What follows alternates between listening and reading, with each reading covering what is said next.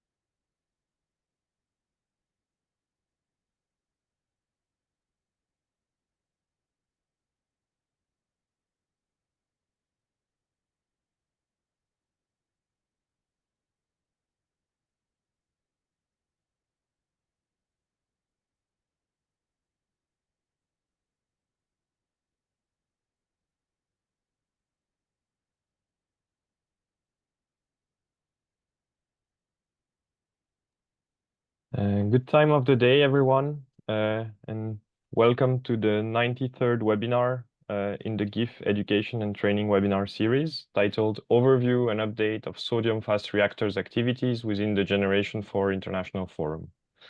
On the next two slides, I will just show a few housekeeping elements.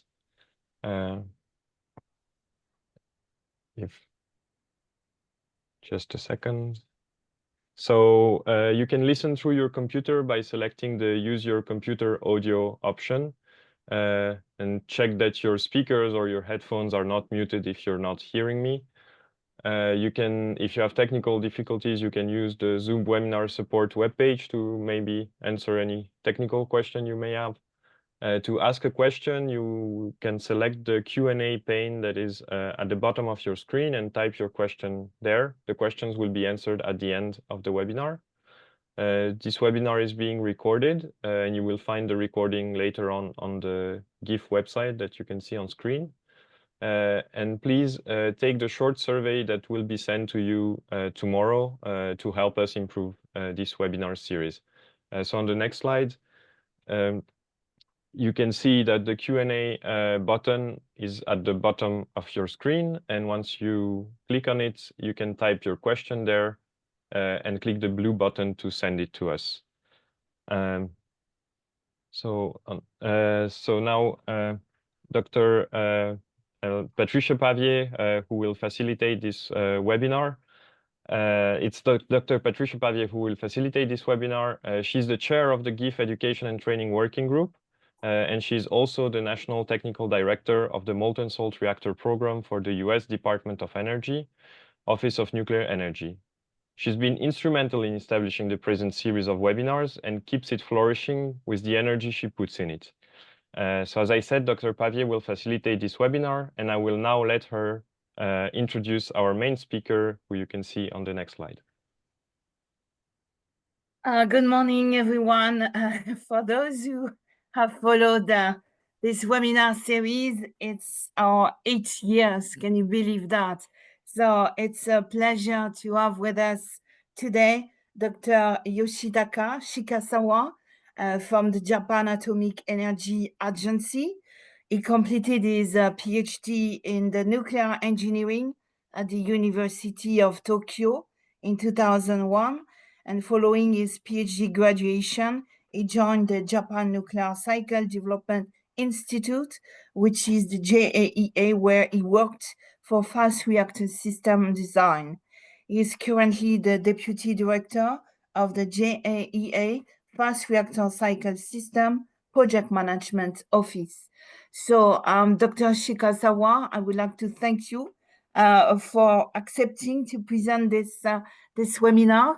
And I give you the floor. Thank you very much. Thank you, Dr. Pavier.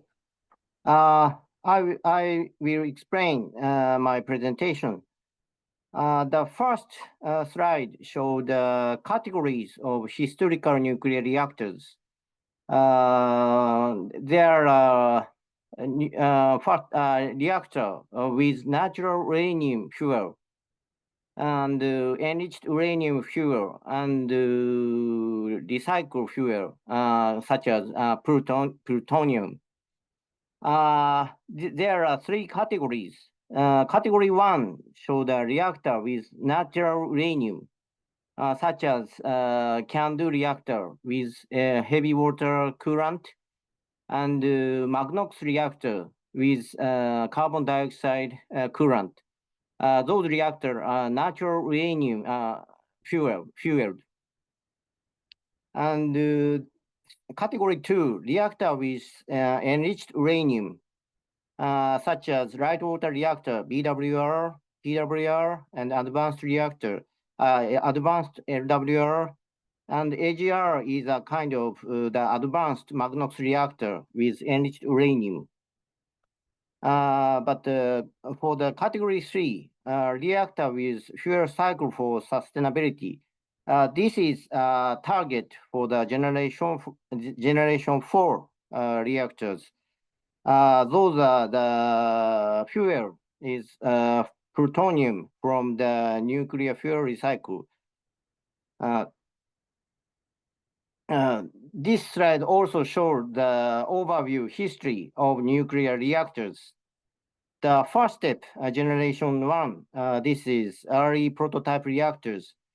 Generation 2 mean PWR, BWR, and CANDU reactor.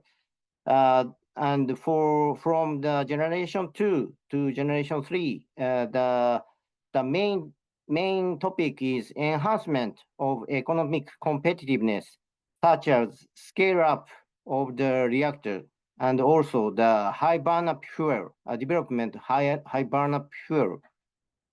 And from generation 3 to generation 3 plus, this is the same. The main topic is economic enhancement based on the scale up and high burn-up fuel. But for the generation 4 reactor, this is totally different from the generation 3 reactors. We are now considering about the sustainability based on the fuel recycling. This slide also talking about overview history of nuclear reactors. The basic idea is start from the uranium and natural uranium. In the natural uranium, only the 0.7% is uranium-235. So the real fuel is only 0.7 in the natural resources. So the generation 1, from generation 1 to generation 3, including generation 3 plus, there are same issues. Issue 1 is only the 0.7 of the natural uranium could be used as fuel. And issue 2, spent fuel from those reactors includes trans-uranium elements, such as high number plutonium and minor actinides. Those high number plutonium and minor actinides is difficult to burn in the thermal reactor, such as light water reactor. So we need generation 4 reactor. In the generation 4 reactor, we can use all natural uranium, including uranium-238. In the generation 4 reactor, uranium-238 is transformed to plutonium. So for the solution 1, we can have sustainable nuclear fuel with recycling. We can use plutonium transmuted from uranium-238. And the solution 2, we can transmute plutonium and minor actinide in the fast reactors. So the main purpose of the development of the generation 4 reactor is this kind of sustainable nuclear fuel cycle. This slide shows the history of the fast reactors, SFR. There are more than 20 reactors in the past, 20 SFRs in the past. In the US, there are several reactors, EBR1, EBR2, and also Fermi reactor is a kind of commercial reactor. And C4, I have mistake. C4 reactor is, I have to talking about this caption. The blue line show the metal fuel, and the green line show the oxide fueled SFR, and the purple line show the carbide SFR. My mistake is C4 is MOX fueled, so this should be a green line. And FFTF, this is experimental reactor, but a kind of large reactor, FFTF. And for only the other paper reactor, Clinch River project and the prism reactor with metal fuel were existed. In UK, DFR, experimental reactor, and PFR, and Russia, and experimental reactor, and Bor 60 still operated, and BN 350 and BN 300 still operated. And in France, Rhapsody, Phoenix, Super Phoenix, but all reactor already shut down. In Japan, Joyo still operate, but Monju was shut down. And India, FBTR, and they are going to start up PFBR. I will little bit talk about PFBR later. And in German, KNK 2, this is experimental reactor, and SNR 300, this was constructed but not operated. And in the 1980, from 1980 and 1990, US and France and Germany was terminated their demonstration project, such as Prism, Clinch River, and Super Phoenix, and German SNR 300. Those development project was terminated from 1980s to 1990s. So the major project was terminated during this stage, but Russia, Japan, India continued to the SFR project after 2000. This slide shows the overview of the recent SFR project. In the recent project, Russia is now still operate BN 600, and they constructed BN 800 and already operated. And I will a little bit talk about BN 1200. They are now have planned to construct BN 1200 and commercialization in 2030s. China, they start the SFR after 2000, and they operate CEFR, and they are now constructing CFR 600, and they have plan of the CFR 1000. And India, they operate FBTR, and they are now completing PFBR construction, and they have some plan commercialization in 2040s. And for the US, Canada, they have some demonstration project. In the US, natrium in the ARDP, and they are going to have startup by 2030. And for Canada, ARC 100, this is startup by 2029. For the France, they don't have demonstration project right now, but their long-term plan said commercialization in later half of 21st century. And for the Japan, they have now have plan for the demonstration and startup by 2040s.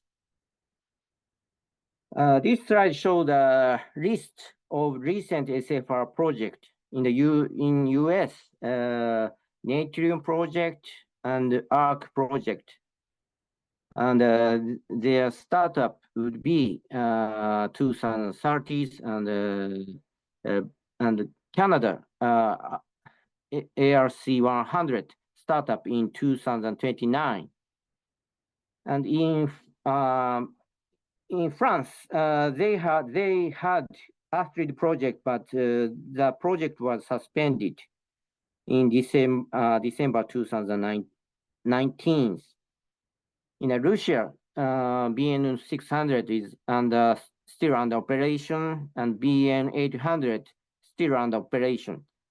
And for BN 1200, construction will start in 2027 and the startup in 2030s.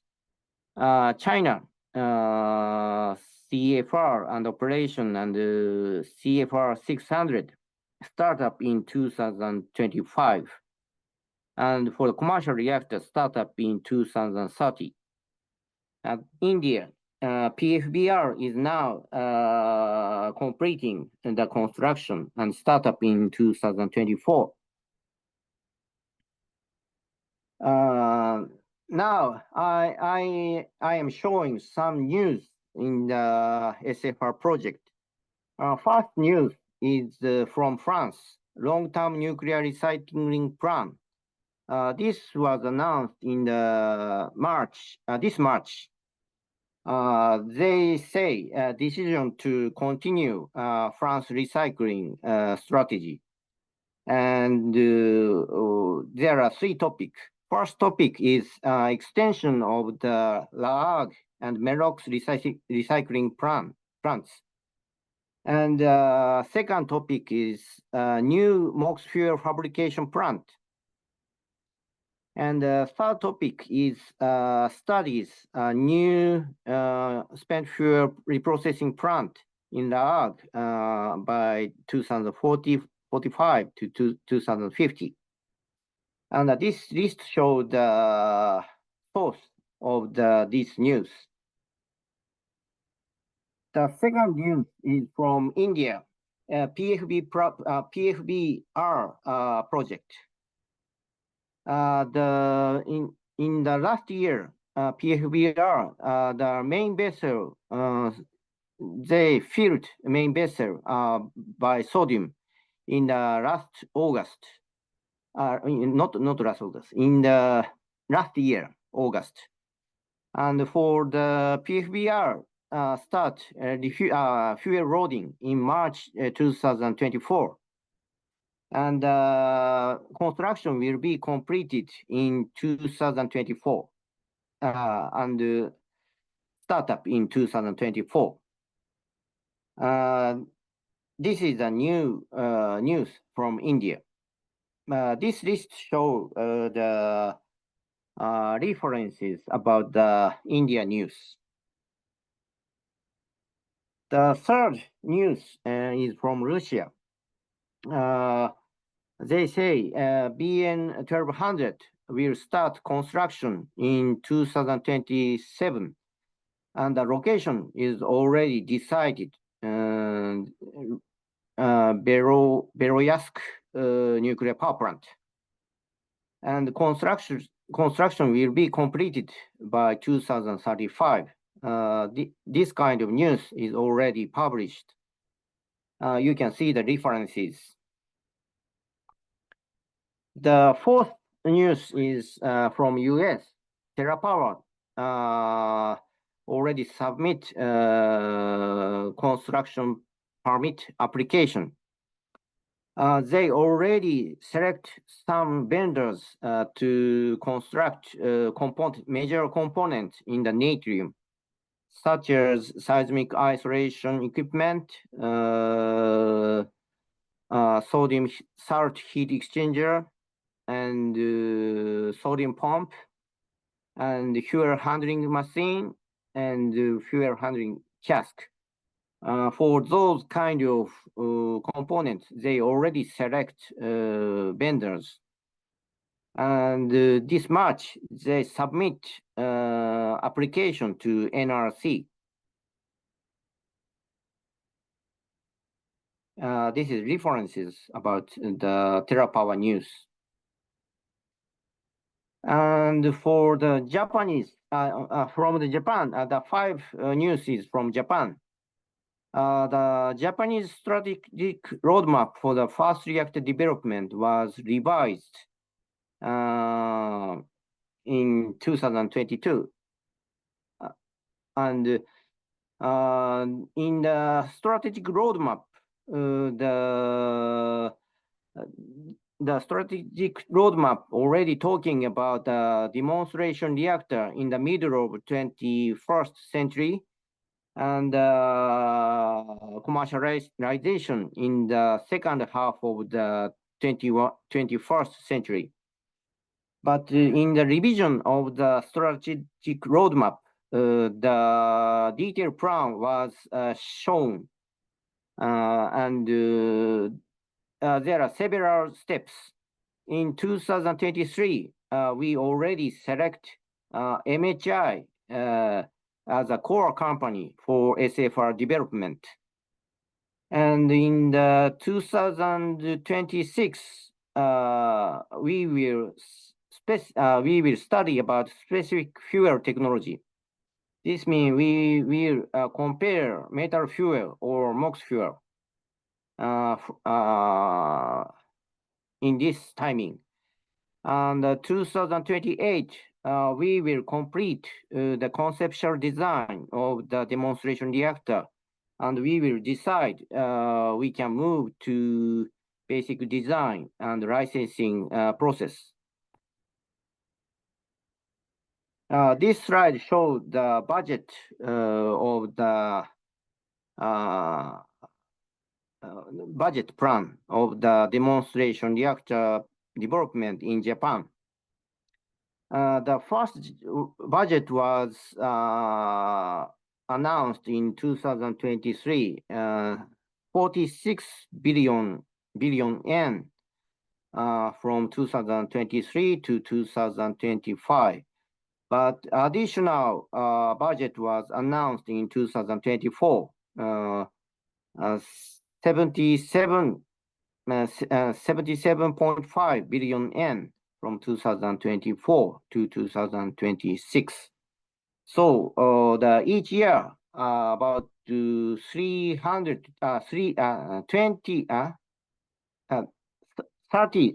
billion yen per year was already maintained as a demonstration project. I finished SFR news, and I'm going to explain about these GIF-SFR activities. Last year, I was the chair of the SFR SSC. This slide shows the SFR members. We have 8 members: China, Euratom, France, Japan, Korea, Russia, UK, and US. And we have system research plan. I will show the design track later. But those design track is kind of previous one. We are now modifying this SFR system research plan.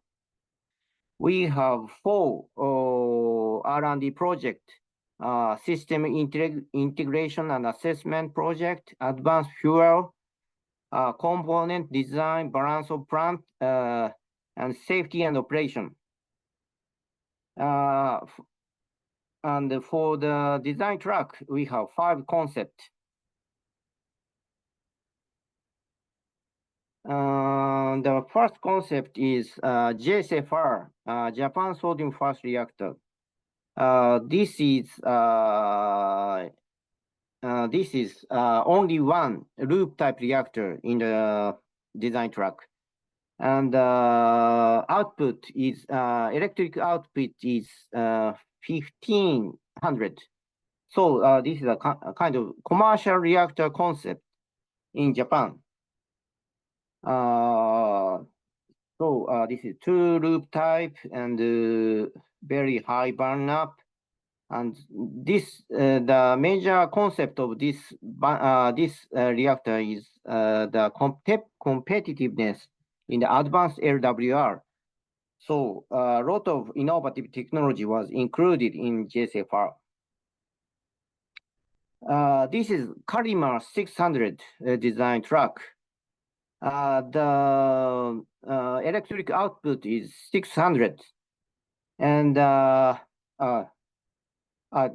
GIF-SFR is the oxide fuel, and Karima fuel is metal fuel. And this was proposed by Korea, and they are now talking about smaller concept, but in the design track, the Karima 600 is still alive in the design track. And this one is European sodium fast reactor proposed by the EU, SFR, the design track.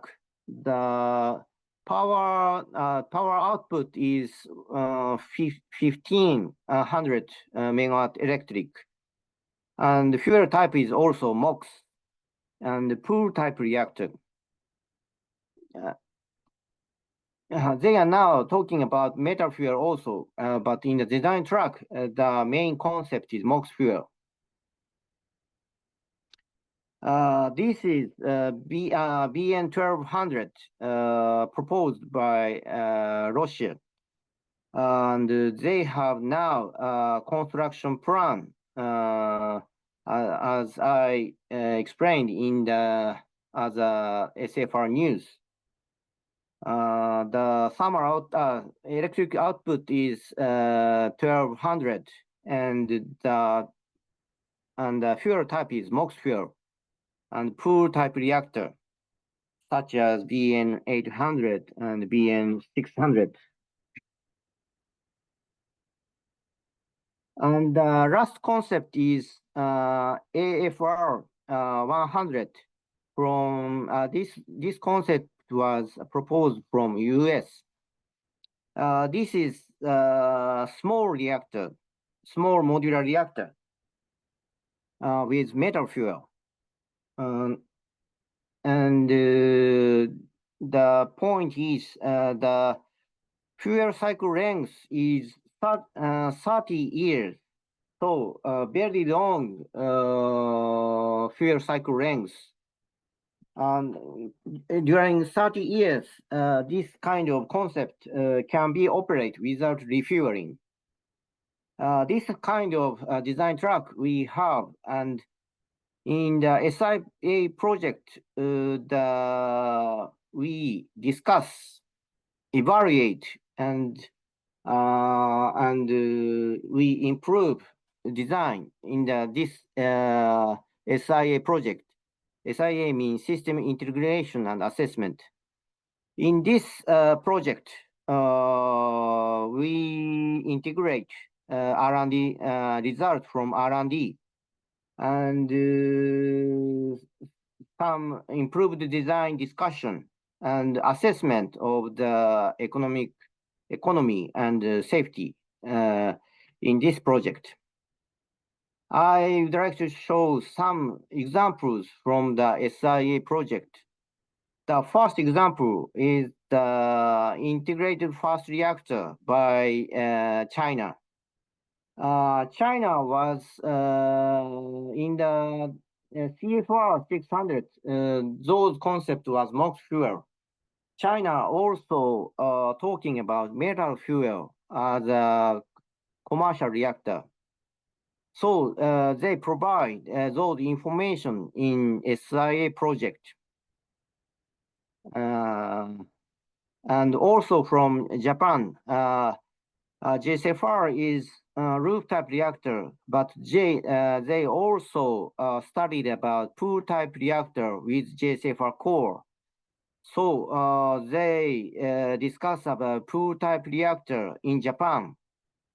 And in the CDBOP, PMB, they also provide a seismic isolation system. With seismic isolation system, the pool-type reactor could be exist in Japan. Because in the Japanese seismic condition is very restricted.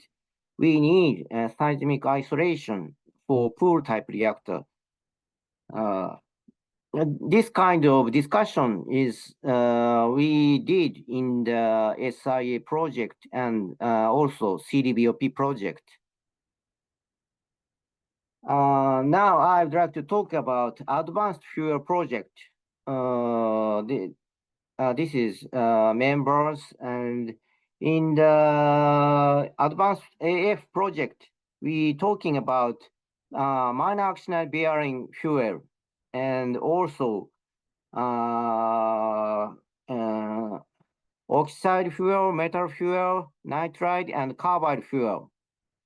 And we discuss about fuel fabrication and irradiation and core material development, such as cladding material, like that. And for the work package, we talking about driver fuel, transmutation fuel.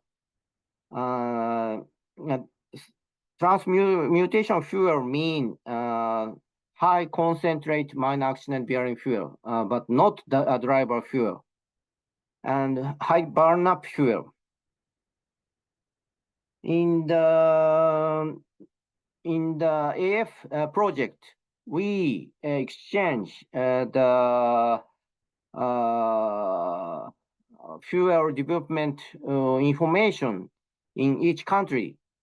As I showed in a previous study, each country have the operation experiences in the SFR reactors, so we can exchange those information in this AF project, such as the irradiation data and this kind of fabrication experiences also. And in the AF project, we already provide some results of the common work. In the AF project, they provide a handbook about the advanced fuel. This handbook include minor accident bearing driver fuel and minor accident bearing fuel transmutation and high burn up fuel. In those handbook was already provided in 2022. And now they discuss new version of this handbook. Now I'd like to talk about component design and balance of plant project, CDBOP, we call CDBOP. The members, France, US, Japan, Korea, but we are now discussing about new members. The project objective is the component development and advanced energy conversion approaches. As the SFR development project, we have several sodium loop in the world. The one of the sodium loop is in the US, in Argonne National Lab. the mechanism engineering test group, METRU, they test several components in these 4 pots.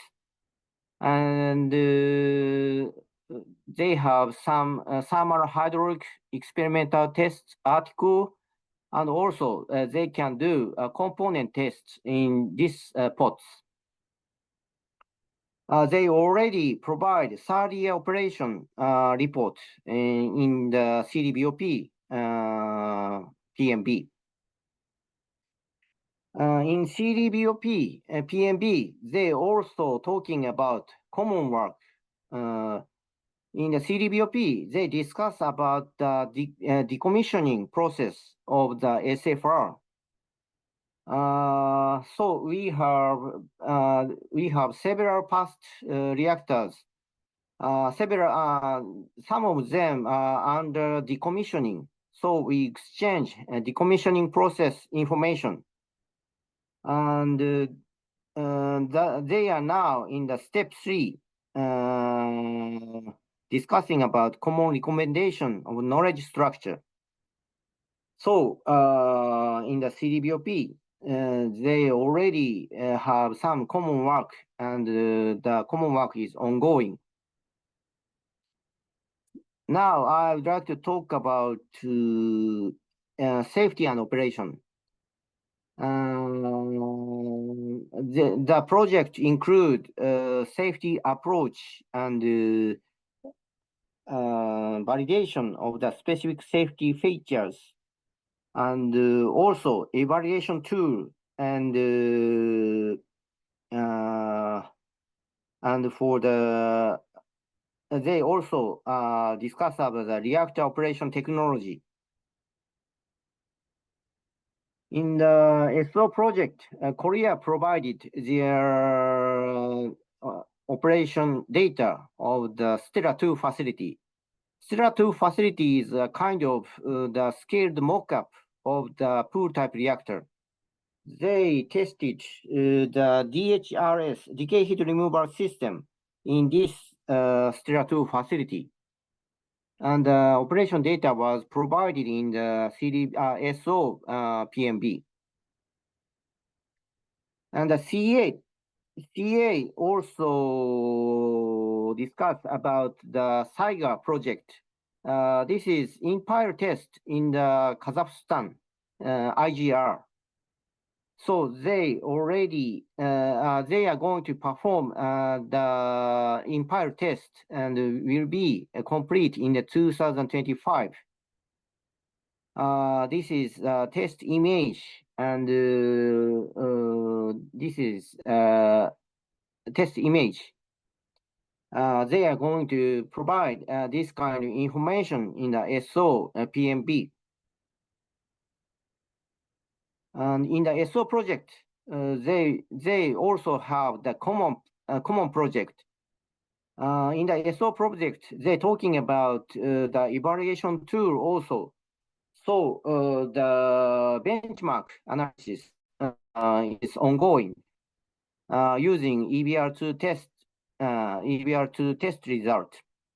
So blind benchmark and open benchmark was ongoing in the SO PMB. And Phoenix for the benchmark, Phoenix result is also utilized, and they are now discussing about this kind of benchmark, common benchmark in the SO PMB. Today, I just show the examples of our activities, but in the SFR project, we have a lot of activity in the 4 R&D PMBs. So we are now discussing about the new signature on the 4 R&D project because the framework agreement will be refreshed in this year. So we are now talking about continuity about our 4 PMB and SFR system arrangement also. Thank you for attention. My presentation was finished. Thank you. As you can see on the slides, so please, if you enjoyed this webinar and it's not over yet, you can ask your questions if you have in the Q&A function that is below. Please do ask your questions so we can continue the discussion. So we will have 3 upcoming webinars, one that is next week. So please register. All the information is on the GIF website. So it's about the prospect and challenges of the gas fast reactor technology. And then at the end of November, we will have a presentation that will give also by a GIF member an overview and updates of the supercritical water reactor within GIF. And early December, we will have also an overview and an update of lead fast reactor activities within GIF. And now I'll let Dr. Pavier present an exciting event to come as well on the next slide. Yes, thank you very much. Thank you very much, Dr. Shikasawa, also for this very comprehensive presentation. Yeah, I'm very excited actually to show you the slides announcing the 2025 Pitch Your Gen 4 Research Competition. Hopefully, we will be able to launch on the 1st of October, which is next week. This is a call for basically PhD students, postdoc, or a junior professional who got their PhD after the 1st of January 2023. We have done 2 series already in 2021 and in 2023. So right now, the goal is to have as many as we can have people to really answer the call for abstract. So we're asking them just to put an abstract. And then we have a jury who will select around 25 abstract, and these people will pitch their research within 4 minutes. As you can see, we have 2 QR codes. So these are the videos that we have on this research done by the students and junior professionals in 2021 and 2023. And basically, the 2 best videos selected by the jury will be invited to give a webinar presentation, and also they are invited to participate in a GIF event, either the GIF forum or symposium, or an event on their research and in their region where they are living. And we have also a popular vote winner. Basically, we'll put these videos also on YouTube and Bilibili platform, which is the YouTube in China. And we are inviting also the public. You know, I do that because I think it's important not to stay just within our field, but also to attract people who do not know about advanced reactor system and cross-cutting subject. It's a good way also to have people joining this field because we need them. So very soon, this postcard is going to be available. We will send that everywhere. I will put that on LinkedIn through GAIN, through the NEUP in the United States, and also all the GIF members are encouraged also to talk about this event. And the call for proposal, I'm sorry, it's so early this morning for me. The call for abstract will be open 1st of October to 28th of February, so plenty of time. With that, so still I am facilitating this Q&A session. Let me open it, and we have 5 questions for you, Dr. Shikasawa. So the first one is what is the emergency planning zone for sodium-cooled fast reactor in Russia? And he's talking about Naturium. For the emergency planning zone in Russia, I'm sorry, I don't know the emergency planning zone in Russia. Okay, and that's fine. Another question also about nitride fuel. What is the status in the development of nitride fuel? Yeah, I am not the fuel people, but in my knowledge, the nitride fuel is going to develop mainly in Russia. Mm-hmm. In the previous development, I heard about the irradiation test in French and US, but nowadays the Russia is still keeping developing on the nitride fuel. Okay. And that could be a subject for a future webinar. So I encourage all of you who are following here, all the time we're trying to get some new topics that are of interest to you. So I think in the survey that you will receive, you will have also a possibility to indicate some subjects that are of interest. So thank you very much. Another question for you. So we have two huge issues, incidents like sodium leaks or accidents that can cause public fear, reducing political and social support for fast reactor technology. How will this be handled? For the sodium leaks, as I show, we have several SFR experiences. In the past reactor, we have several, more than 20 sodium leak. Some of the sodium leak is very large, but for the sodium leak, we do not have the major injury. So there are no, I think, technically, we don't have the public damage because of the sodium leak. But as you know, the Monju was shut down because of the just one sodium leak. And we could not restart Monju because of the just a single sodium leak. So the public fear is very important to cover.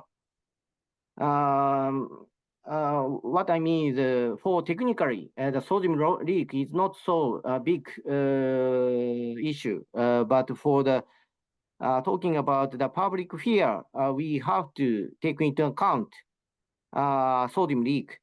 In the Japanese design, we talking about double piping or advanced sodium leak measures. We need this kind of sodium leak measures to cover public fear. Thank you. Thank you very much. The next question concerns the production of weapons-grade plutonium. Fast reactors are sometimes viewed with a suspicion in international political arenas with the production of weapons-grade plutonium. How will this be handled? For the this is for the weapon grade plutonium. there are several measures, such for example, recycle by pyro process. Using pyro process, the minor actinide is always included in the plutonium and uranium. So we cannot separate minor actinide from the plutonium. So we could not have weapon grade plutonium in the pyro process. And also using the wet process, we are going to develop the wet press process with common process, common process. So in those common process, the weapon grade plutonium will not be separated. So it is different from the Purex process. So the recycling process is very important to avoid weapon grade plutonium. Yeah, thank you very much. And I can add that, safeguards are really on the top. They are developing new sensors to control materials, and I think they are doing really great progress as well. Another question, could you please elaborate on any specific technological breakthrough in the design that are particularly promising? I'm sorry, I don't know, SGT, what does it mean? Oh, could you please? SFR design. Oh, SFR, okay. In the SFR design. So could you please elaborate on any specific technological breakthrough in the SFR design that are particularly promising? Oh, one of the breakthrough is a kind of high burn-up fuel. We continue fuel development many more than 50 years. So we accumulate the irradiated data on the SFR. So the burn up of the SFR is now, the design of the burn up is very high. And the second point, for the severe accident, we discuss several severe accident measures. So such as passive shutdown and elimination, not the elimination of the high energy release. This kind of safety measure is we are now developing after 2000. Before 2000, we do not have the passive shutdown or the elimination of the energy release. So those kind of technology is kind of the new technology for SFR. And also for the numerical analysis, we now involving numerical analysis process for the design. So we can adapt the more rational design on the SFR components using analysis code. Those and for the instrumentation, we can adapt innovative instrumentation such as small leak monitoring and acoustic monitoring, like that. Thank you. Why did JAEA change the loop type SFR to a pool type, which needs seismic structure? One reason is for the international collaboration. Since after the Clinch River and SNR 300 project was terminated, Japan is only one country to develop the loop type reactor. Other countries such as France, US, and Russia, India, China is going to develop the pool type reactor. We need operational experiences other than our reactor. So for the international collaboration, from the viewpoint of international collaboration, we discuss the pool type reactor.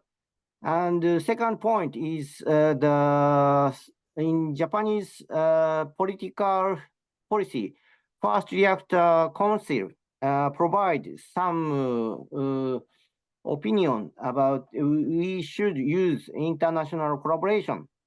So this kind of background, we are now discussing about pool type reactor.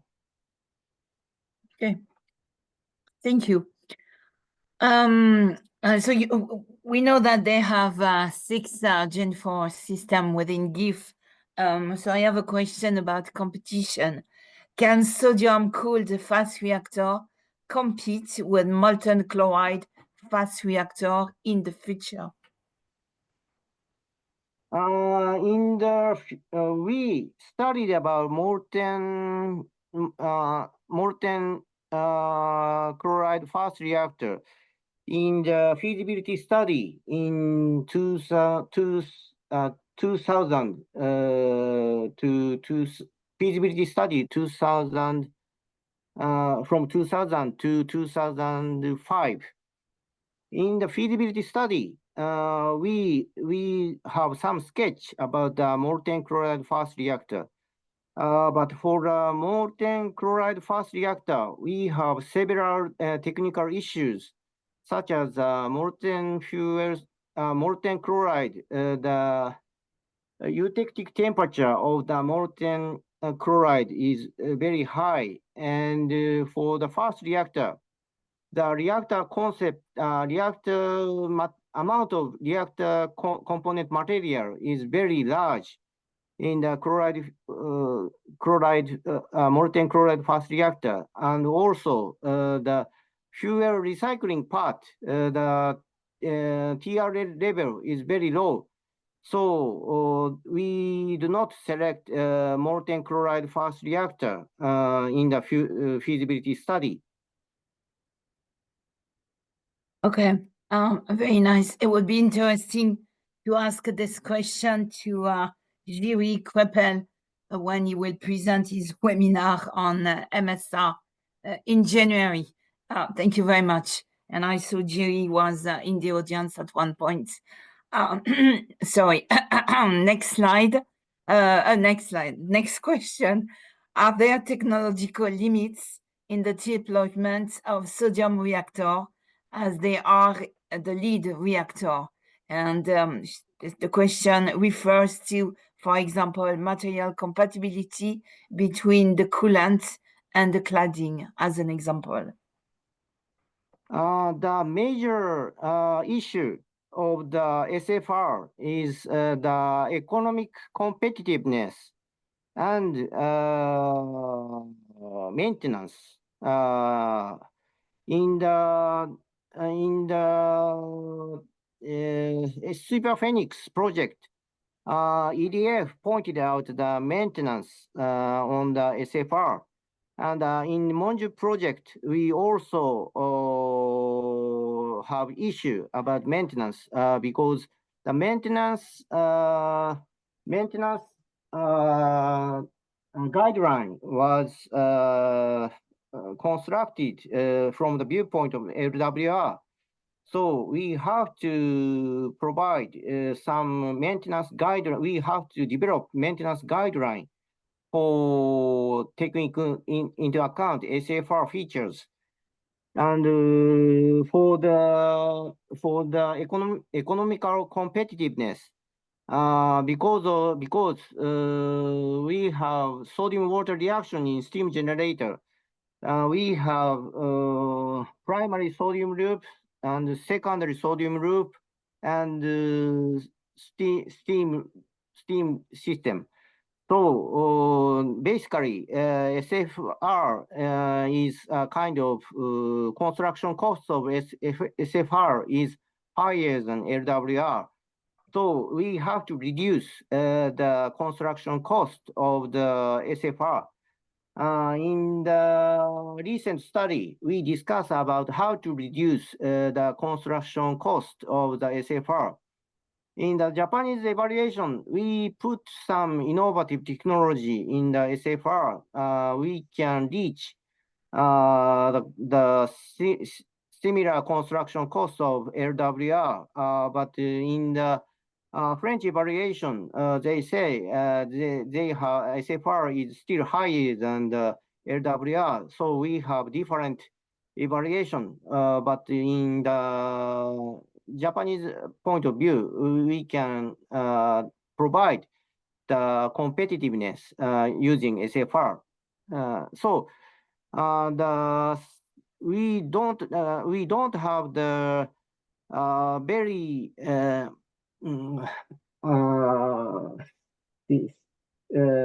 critical technical issue such as material competitiveness, compatibility. We do not have this kind of critical issue, I think. Thank you. I'm reading Jerry Kreppel answer. Jerry is the chair of the Molten Salt Reactor Provisional System Steering Committee within GIF. So he says, hello, everybody. I agree that high melting temperature of salt indeed influences the feasibility and to a certain extent slows down the progress of MSR deployment. Thank you so much, Jiri. So I'm going back to the questions, which is again on MSR. So maybe we'll differ when Jiri will talk. But anyway, I'm gonna read it. Follow up to sodium-cooled fast reactor competing with the molten chloride fast reactor. Will it compete when highly enriched chlorine-37 is available? I'm not sure you can answer, Dr. Shikasawa, but I leave you the choice. I don't know the concept with highly enriched chloride 37. But basically, the major issue of the molten salt reactor is not the enrichment of the chloride. As I say, the high eutectic temperature is very cause problem. Even in the 200 in the SFR, we keep the 200 degrees centigrade during shutdown. Even 200 centigrade, we have several issues for inspection and maintenance. So more high eutectic temperature could cause the critical issue, I think. And why for the heavy metal, why they choose lead bismuth reactor instead of lead reactor? The eutectic temperature is lower than the lower in case of the lead bismuth. So the lower eutectic temperature is very important. And for the molten salt, one of the merit of the molten salt reactor is with liquid fuel type is the recycling. But for the recycling technology is not discussed yet. So the major issue of the recycling of the liquid fuel is not discussed yet. This is my opinion. Yeah, and there's a lot of research, I would say, on MSR that will be potentially presented by Jerry Krippel in January. So the one that are interested also by MSR, I encourage you to watch this webinar in January. We don't have the date right now, but it will come very soon. So again, thank you very much, Dr. Shikasawa, for answering. So I see the last question. At the core of a fast reactor experiences a much higher neutron flux, which leads to radiation damage in structural materials, causing embrittlement, swelling, and degradation over time. Furthermore, the coolants used in fast reactor, especially liquid metals, can cause corrosion and erosion of core materials, make it difficult to ensure the long-term integrity of the reactor vessel and piping. How are these addressed in current regulatory regimes? And for the core high neutron, for the core material, as I said, we have a lot of irradiation data for the core material. And we already have evidences to achieve high burnup fuel after very high neutron flux and dose in the cladding material. And we also going to develop some high burnup fuel cladding material such as ODS.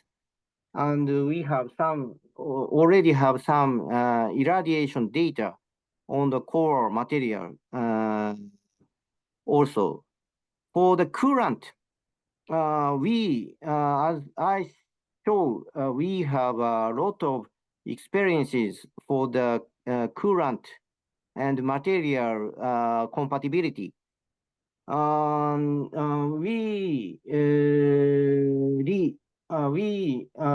The Joyo was we change in the Joyo. Joyo mean experimental reactor in Japan. We exchange IHX and UCS. UCS mean the upper core structure. We exchange those components, but those components show extremely good compatibility with sodium and material. In sodium case, controlling oxide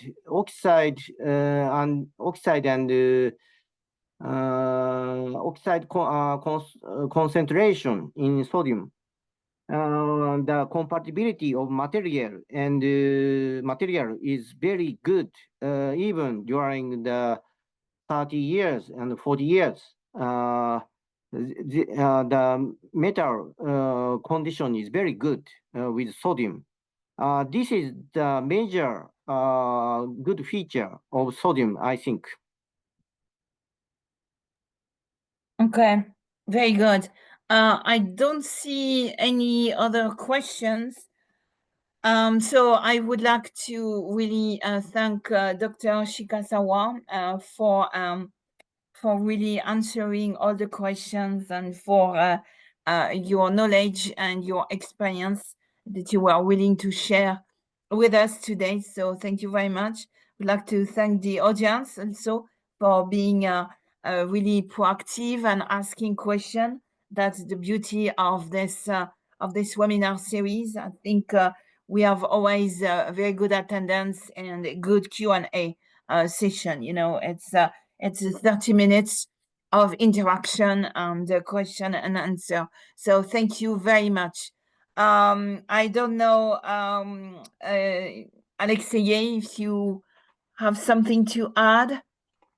Thank you, everyone. Please join us for the next webinars. and take the time to answer the survey you will receive tomorrow so we can keep improving this series. Thank you everyone for your attention, and to the chair and speaker for their presentations. Excellent. So thank you again, Dr. Shikazawa, wherever you are. We wish you a good day or a good night. So we see you on the 2nd of October. Thank you so much. Bye-bye, everyone. Thank you. Goodbye. Goodbye.